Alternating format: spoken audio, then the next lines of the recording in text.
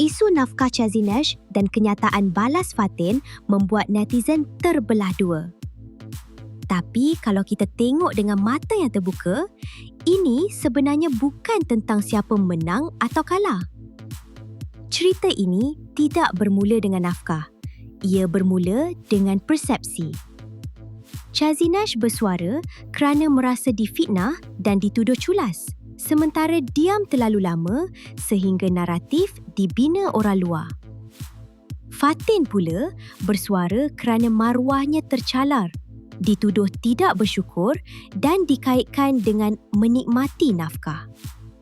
Pada dasarnya, kedua-duanya hanya mahu membetulkan cerita tentang diri sendiri, bukan menyerang sesiapa. Tapi, cara mereka bercakap sangat berbeza. Chop, chop, chop! Sebelum kita sambung kisah yang lagi pedas, kalau korang suka analisis deep macam ni, jangan lupa like, share and subscribe Oi Jom, sumber gosip paling bersih tapi pedas dekat Malaysia. Okey geng, kita sambung. Chazinesh bercakap dengan cara yang terus terang, emosional dan kadang-kadang defensif. Beliau menggunakan angka, senarai dan perincian untuk menegaskan tanggungjawabnya. Contohnya, beliau pernah berkata, "Aku bertanggungjawab, jangan kata aku abaikan anak." Tetapi, apabila netizen mendengar ayat itu, ramai yang hanya fokus pada angka dan terus berkata, besar tu, kenapa kata susah?" Sebaliknya, Fatin memilih pendekatan yang lebih tenang, berlapik dan berhemah. Beliau menekankan konteks, struktur dan penjelasan supaya mesejnya jelas. Contohnya, beliau berkata, "Nafkah itu untuk anak, bukan untuk aku bersinar lenang." Namun, cara yang tenang ini kadang-kadang membuatkan netizen rasa mesejnya kurang tegas. Angka yang disebut mungkin tidak jelas bagi mereka dan sebahagian netizen cepat salah faham. Intinya, masalah bukan pada fakta itu sendiri, tetapi cara fakta itu dipersembahkan.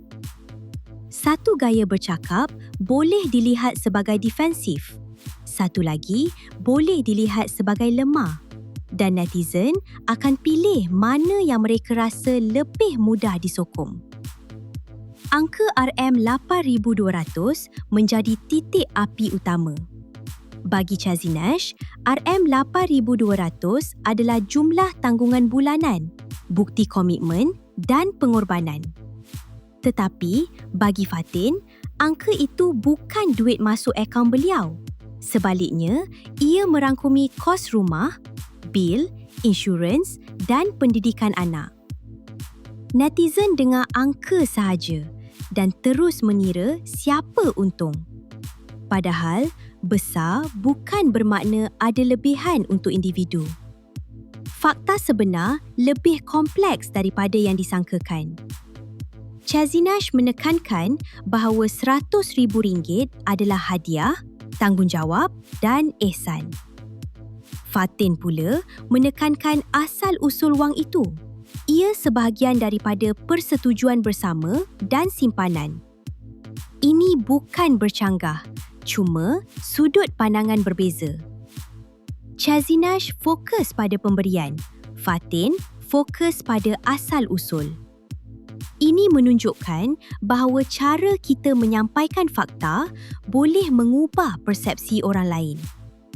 Apa yang diberikan dan apa yang diterima kadang-kadang dilihat berbeza oleh pihak luar. Dari sudut hukum, suami tidak wajib menanggung bekas isteri selamanya. Selepas perpisahan, tanggungjawab utama beralih kepada suami baru. Tetapi, dari sudut emosi awam, ayat "jika berkahwin" bunyi macam ultimatum. Akibatnya, adik-beradik Fatin kena tempias. Mereka terasa perlu membela, memberi pendapat dan kadang-kadang turut masuk dalam perdebatan netizen. Fatin sendiri terpaksa minta aspiran dihentikan. Walaupun tujuannya menenangkan keadaan, Ruang kosong akibat persepsi awam cepat diisi dengan andaian dan komen negatif. Ini menunjukkan bahawa satu ayat ringkas pun boleh menjadi isu besar bila diterjemah emosi oleh orang lain. Hakikat sebenar menunjukkan bahawa tiada bukti nafkah tidak diberi dan tiada bukti fatin menafikan peranan bapa. Kedua-duanya jaga anak dan cuba menjaga maruah masing-masing. Konflik sebenar muncul daripada naratif awam dan cara komunikasi. Diam terlalu lama bukan penyelesaian, kerana ruang kosong cepat diisi dengan andaian netizen.